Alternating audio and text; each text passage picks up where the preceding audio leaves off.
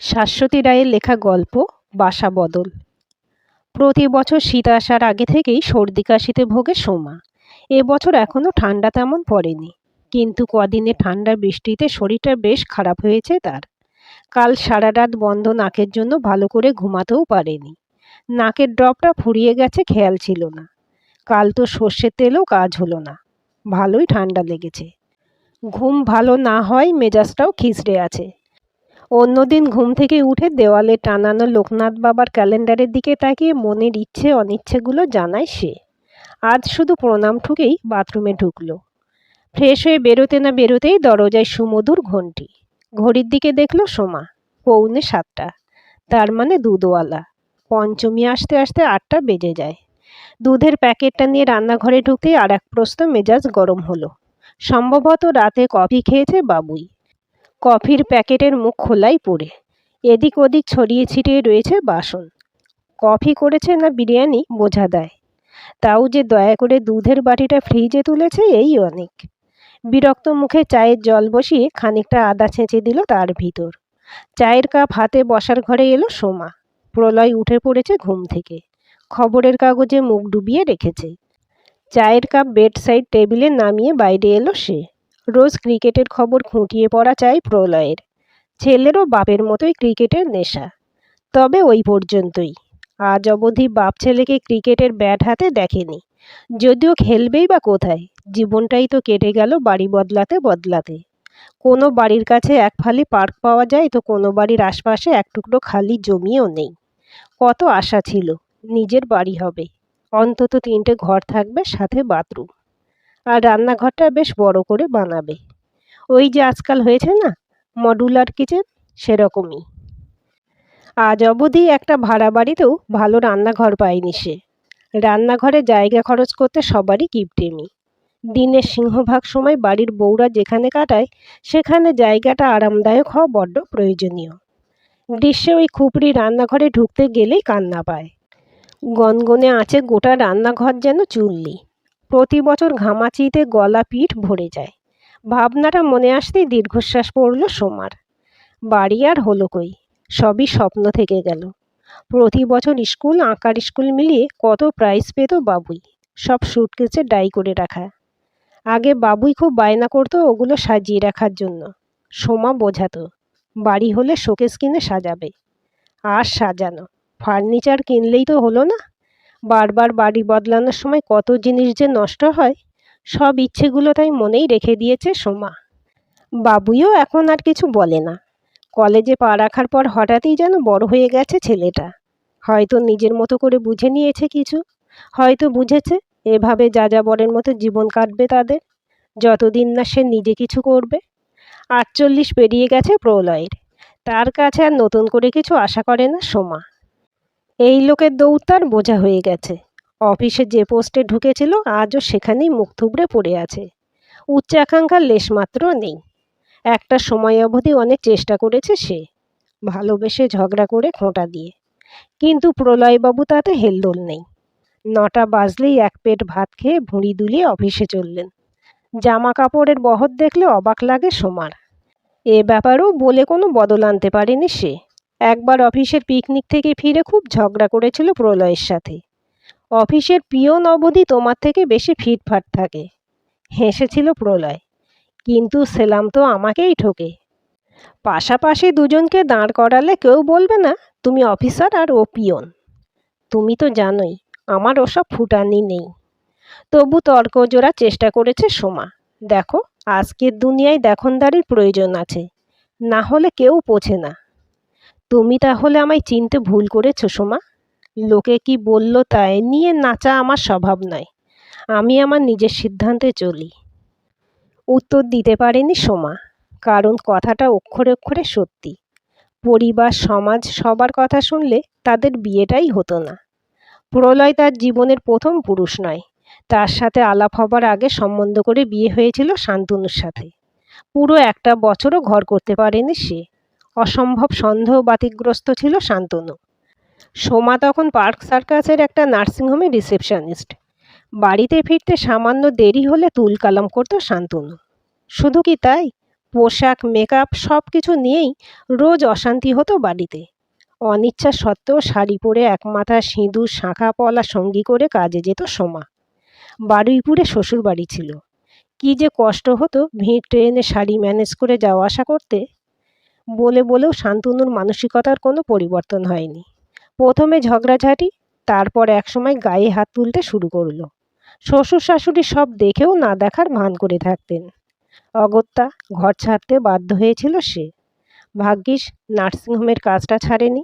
প্রলয়ের সাথে আলাপ তো ওই নার্সিংহোমেই। বাবার চিকিৎসার জন্য আসতো প্রলয়। ডায়ালিসিস চলছিল ওনার। প্রতি সপ্তাহেই দুবার দেখা হতো প্রলয়ের সাথে। শাঁখা সিঁদুরে সজ্জিত সোমাকে হঠাৎ করেই সাদা সিঁথিতে দেখে প্রশ্ন জেগেছিল প্রলয়ের মনে। সাহস করে একদিন জিজ্ঞাসাও করে ফেলল। সে সময় পরিবার পরিজনদের চাপে নিঃশ্বাস বন্ধ হয়ে আসছিল সোমার। মুক্তির আশায় সেও দিন গুনছিল। প্রলয় নিজে থেকে এগিয়ে আসায় আর দ্বিধা করেনি সে।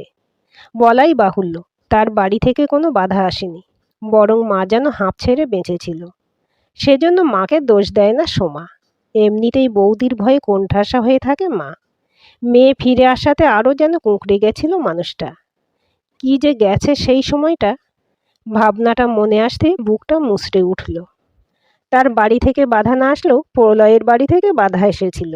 ডিভোর্সি পাত্রীকে কেই বা সাদা মনে মেনে নেয়। তাদের ছেলে তো কোনো খোঁজ ছিল না। প্রলয় কারোর কথা শোনেনি। বালিগঞ্জের অত বড় বাড়ি ছেড়ে হাতিবাগানে এক কামরার ভাড়া বাড়িতে এসে উঠেছিল বউকে নিয়ে। বছর ঘুরতেই বাবুই এলো। তার স্কুলে ভর্তির সময় প্রথম বাড়ি বদল। ছেলের মর্নিং স্কুল, তাই স্কুলের কাছে বাড়ি নিলে সুবিধা। সেই শুরু। তারপর থেকে বছর 3 পর পর বাড়ি বদল চলছে, কিন্তু ভাগ্যের বদল হলো না। চা শেষ করে শরীরটা অনেক ঝরঝরে লাগছে এখন। বসার ঘরের জানালার সামনে এসে বসলো সোমা। এই জায়গাটা তার মোটামুটি পছন্দের। সামনের দিকটা বেশ ফাঁকা। প্রায় 1 কিলোমিটার দূরে রেল লাইন পরিষ্কার দেখা যায়। তবে বেশি দিন হয়তো দেখা যাবে না। প্রমোটাররা ঘোরাঘুরি করছে জায়গাটার জন্য। বড় বড় ইমারতের আড়ালে ঢাকা পড়ে যাবে ওই রেলপথ। তবে সেসব হতেও তো সময় লাগবে। ততদিন কি তারাও এখানে থাকবে? সামান্য অন্যমনস্ক হয়ে পড়েছিল সে। হঠাৎ একটা কুঁই কুঁই শব্দ শুনে চমকে তাকালো। পাড়ার বাদামি রঙের কুকুরটাকে দুটো ছেলে ঢিল নিয়ে তাড়া করছে।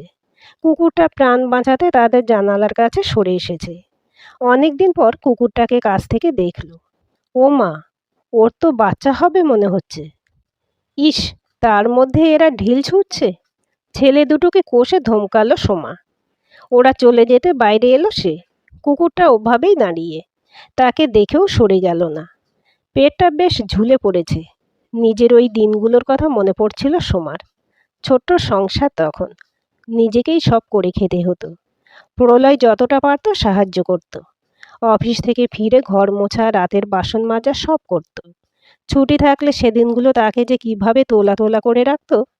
কুকুরটা এখনো তাদের দেওয়াল ঘেঁষে দাঁড়িয়ে। কাকে বাঁচাতে চায় ও? নিজেকে, নাকি অনাগত প্রাণগুলোকে? কুকুর বেড়াল সে মোটেও ভালোবাসে না।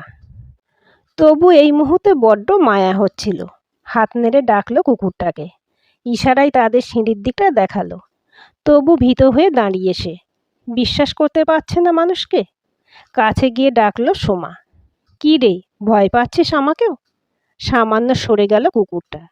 দূর বোকা, আমি মানুষ তো কি হয়েছে, আমরা দুজনেই তো মা। কুকুরটা কি বুঝলো কে জানে, পিছন পিছন এলো দরজা পর্যন্ত। চটপট রান্নাঘরে গিয়ে রাতের বেঁচে যাওয়া দুটো রুটি দুধে ভিজিয়ে নিয়ে এলো সোমা।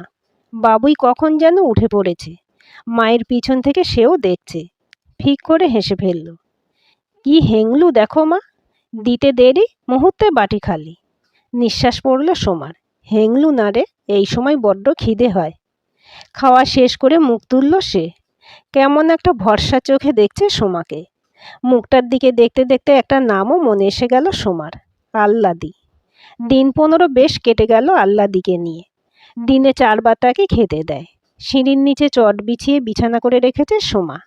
সামনে জলের পাত্রও রেখেছে। খিদে পেলে চলে আসে আল্লাদি। বাইরে থেকে খেয়েই চলে যায়। কিন্তু সোমার শত আহ্বানও ঘরের ভেতরে আসে না। হঠাৎই সেদিন দুপুর থেকে আল্লাদির দেখা নেই। দুপুরের ভাত মাংস বাইরেই পড়ে। সোমা বাইরে বেরিয়ে বার কয়েক হাঁক ডাকও করল, কোনো সাড়া নেই। কলেজ থেকে ফিরে মায়ের উতলা ভাব দেখে বাবুই বেরোলো খুঁজতে, কিন্তু কোথাও পাওয়া গেল না আহ্লাদিকে। নিজের উপরে ভয়ঙ্কর রাগ হচ্ছিল সোমার।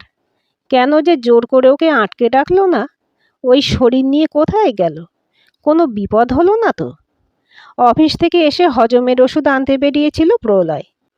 ফিরে জানালো পাড়ার কেউ বলছিল একটা কুকুর আজ দুপুরে ট্রেনে কাটা পড়েছে। যেটা আশঙ্কা করছিল সেটাই তবে সত্যি হলো। দুহাতে মুখ ঢেকে বসে পড়ল সোমা। বুকের ভেতরটা দুমড়ে মুচড়ে যাচ্ছে, চোখের জল বাঁধ মানছে না আজ। কবে যে আহ্লাদিকে এত ভালোবেসে ফেলল সে! রাতে ঘুম আসছিল না, প্রলয়ও জেগেছিল তার সাথে।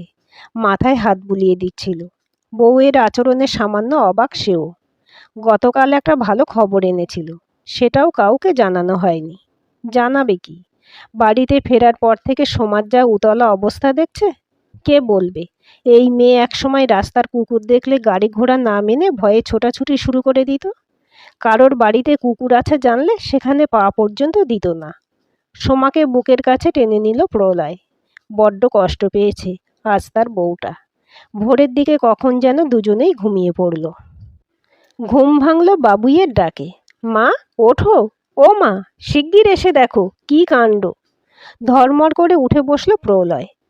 কাল অনেক কষ্টে শান্ত করেছিল সোমাকে, আজ আবার কি হলো?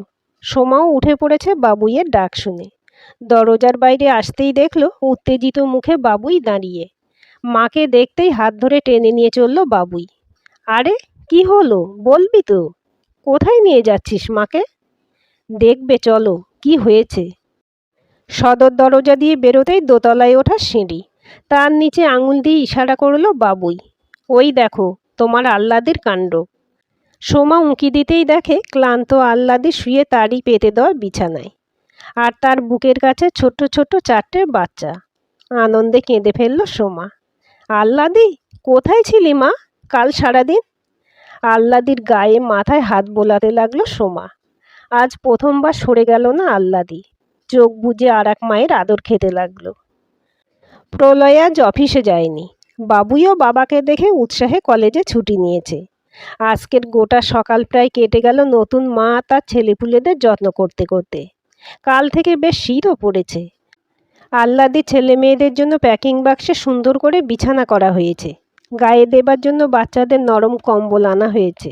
সোমার খুশি আর ধরে না। থেকে থেকে ওদের ঘরে উঁকি দিচ্ছে। অনেকদিন পর বাড়িতে বেশ ঝলমলে পরিবেশ। দুপুরে খেতে বসে প্রলয় বলল, তোমায় এত খুশি অনেক দিন পর দেখলাম। তুমিও তো খুশি? খুব। কাল রাতটা যা গেছে, সত্যি কাল ওই খারাপ খবরটা পেয়ে মনটা ভেঙে গেছিল একদম। কবে যে ওর উপর এত মায়া পড়ে গেছে। কিন্তু ধীরে ধীরে এবার মায়া কাটাতে হবে। খাওয়া থামিয়ে দিল সোমা। এরকম বলছো কেন? কারণ আছে, কালই তোমার বলতাম, কিন্তু কাল যা অবস্থা ছিল। কি হয়েছে বাবা? Anything serious? বাবুই চিন্তিত মুখে প্রলয়ের দিকে ফিরেছে। হো হো করে হাসল প্রলয়। আরে তোমরা সবাই এরকম ভয় পেয়ে গেলে কেন? আশ্চর্য তো। একটা ভালো খবরই দেব। আমাদের আবার বাড়ি বদলাতে হবে। এটা ভালো খবর? দীর্ঘশ্বাস পড়ল সোমার। হ্যাঁ ডার্লিং, ভালো খবর। কারণ এবার পার্মানেন্টলি বাসা বদল। আমরা বাড়ি কিনছি। মানে? সত্যি বলছো? বাবুই প্রায় লাফিয়ে উঠল। হ্যাঁ রে, সত্যি। আমাদের অফিসের কুলদীপ বাবু এই মাসে রিটায়ার করছেন। তারপর উনি চণ্ডীগড় ফিরে যাবেন। ওখানেই ওদের পুরনো বাড়ি। ওনার মেয়েও বিয়ের পর জার্মানিতে সেটেলড। তাই এখানকার বাড়িটা বেচে দিচ্ছেন প্রায় জলের দরে। আমি কিনলে ইনস্টলমেন্টেও রাজি উনি। তবে একটাই সমস্যা। আবার কি? বাড়িটা একটু মফস্বলে, ঠিক শহরে বলা চলে না। তোর কলেজ একটু দূরে হবে। হোক গে, আমি ঠিক ম্যানেজ করে নেব বাবা। বলছিস? তাহলে কথাবার্তা এগোই। একদম। কিন্তু তোর মা তো কিছুই বলছে না। কি গো, বলো কিছু। খুশি না তুমি?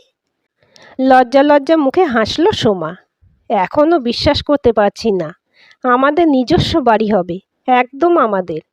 দেখেছিস তোর মা আমাকে কেমন আন্ডার এস্টিমেট করে। ধ্যাত, আমি কি তাই বললাম? ভেবেছিলাম শেষ জীবনে হয়তো খুপড়ির মতো ফ্ল্যাট হবে। যা দাম এখন ফ্ল্যাটের, সেখানে একটা গোটা বাড়ি শুধু আমাদের। এখন আর খাওয়াতে কারো মন নেই। লোন, ইএমআই ইত্যাদি নিয়ে ছেলেকে বোঝাচ্ছিল প্রলয়। সোমার দু চোখে সুখের বাসার স্বপ্ন। বাবা ছেলের কথার মাঝে টুকটাক মতামত দিচ্ছে। হঠাৎ করে কি মনে হতে চুপ করে গেল। প্রলয়ের নজরে পড়েছে ব্যাপারটা। জিজ্ঞেস করল, কি হলো, হঠাৎ চুপ করে গেলে যে? একটা কথা ভাবছিলাম। কি? আমরা চলে গেলে ওদের কি হবে? কাদের কথা বলছো? ঈষৎ বিরক্ত হলো সোমা। আহ্লাদি আর ওর ছেলে মেয়েদের কথা বলছি। ওহো, ওরা থাকবে ওদের মতো? মানে? মানে যেমন আছে এখন সেভাবেই থাকবে? এভাবে ফেলে যাব ওদের? নতুন কেউ এলো যদি ওদের তাড়িয়ে দেয়? ওই জন্যই তো বললাম মায়া বাড়িও না। চাটনিটা চামচে তুলেও নামিয়ে রাখল সোমা। বড় নিষ্ঠুর তুমি। কি করে বলতে পারো এমন? শীতের বিকেলটুকু বড় তাড়াতাড়ি ফুরিয়ে যায়। নরম আলোয় সিঁড়ির কাছে দাঁড়িয়ে নতুন ভাড়াটেদের দেখছিল সোমা। বাচ্চাগুলো কি যে মিষ্টি হয়েছে, নরম নরম তুলোর বল যেন। মায়ের কাছে ওদের বসে থাকা দেখে বাবুইয়ের ছোটবেলাটা আরও বেশি করে মনে পড়ে যাচ্ছে। ছোট্ট ছেলেটাকে নিয়ে প্রথমবার বাড়ি বদল করতে খুব কষ্ট হয়েছিল। আজ সোমা নিজের স্থায়ী ঠিকানা পেতে চলেছে। কিন্তু আহ্লাদের কি হবে? ছেলে মেয়েদের নিয়ে পথে পথে ঘুরে লোকের ছোঁড়া ইঁট পাটকেল খেয়ে কি জীবন কাটবে ওর? প্রলয় কত সহজেই ওদের ছেড়ে যাবার কথা বলতে পারলো। কি ভাবছো দাঁড়িয়ে দাঁড়িয়ে? চমকে উঠল সোমা। কখন যেন প্রলয় এসে দাঁড়িয়েছে পাশে। নিঃশ্বাস ফেলে বলল, কিছু না, দেখছিলাম ওদের। শুধু দেখছিলে? হুম। ঠান্ডা হাওয়া দিচ্ছে, চলো ভিতরে যাই। পথ আটকালো প্রলয়। তুমি আমাকে আজও চিনতে পারলে না, তাই না? মানে? কি করে ভাবলে ওদের ফেলে চলে যাব? কাল রাতে তুমি কি একাই কষ্ট পেয়েছো? তোমাকে ওভাবে দেখে আমার কষ্ট হয়নি? কিন্তু তুমি যে বললে। ওই বাড়িটা আমি তোমার জন্য কিনছি সোমা। তোমার যাকে ইচ্ছে তুমি সেখানে থাকতে দিতে পারো। চোখে জল এলো সোমার। যাকে ইচ্ছে? হ্যাঁ, তবে আমার জন্যও একটু জায়গা রেখো। ঘরে না হলেও তোমার মনে। ধ্যাত। প্রলয়ের বুকে মাথা রাখল সোমা। বাবুই আসছিল আহ্লাদিকে দেখতে। বাবা মাকে এভাবে দেখে ফেলে তাড়াতাড়ি পিছন ফিরল। দুহাতে চোখ ঢেকে বলল, আমি কিন্তু কিছুই দেখিনি মা। আজকের গল্পটি কেমন লাগলো কমেন্ট করে জানাবেন। ভালো লাগলে লাইক, হাইপ, শেয়ার করবেন। আর চ্যানেলটি সাবস্ক্রাইব করে বেল আইকনটি ক্লিক করে রাখতে ভুলবেন না।